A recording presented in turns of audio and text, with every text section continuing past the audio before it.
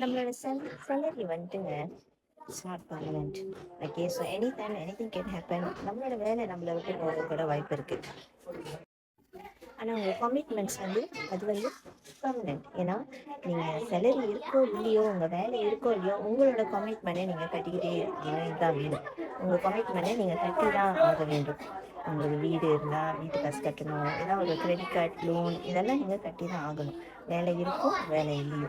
So salary is not permanent, ஆனால் commitments R permanent. So நம்மளோட saving வந்து கண்டிப்பாக இன்டென்ஷனலாக இருக்கணும். அதாவது நீங்கள் சேமிப்பு இத்தனை பெர்சென்ட் உங்கள் சம்பளத்துலேருந்து அப்படின்னு சொல்லிட்டு நீங்கள் அதை இன்டென்ஷனலாக செய்யணும், கன்சிஸ்டண்டாக செய்யணும். ஏன்னா anything can happen in future.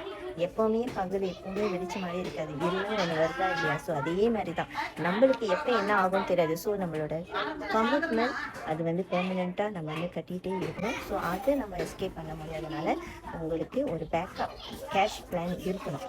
So salary சேமிப்பு பண்ணுறது அட்லீஸ்ட் 10-30% உங்கள் சம்பளத்துலேருந்து சேமிப்பை நீங்கள் செய்யுங்க. அதுவும் எந்த வகையில் சேமிப்பு பண்ணால் அந்த காசு உங்கள் விட்டு போகாதோ, அதாவது கோல்டு மூலியமாக நீங்கள் சேமிப்பு பண்ணுறது பார்த்தீங்கன்னா கண்டிப்பாக உங்கள் காசு உங்கள் விட்டு போகாது. ஸோ அது வந்து க்ரோவும் பண்ணும். ஓகேங்களா? ஸோ இதை பற்றி உங்களுக்கு மேலும் தெரியுதுக்கு பயோவில் லிங்க் இருக்குது. லிங்கை கிளிக் பண்ணிட்டு எனக்கு புராணம் பண்ணுங்கள்.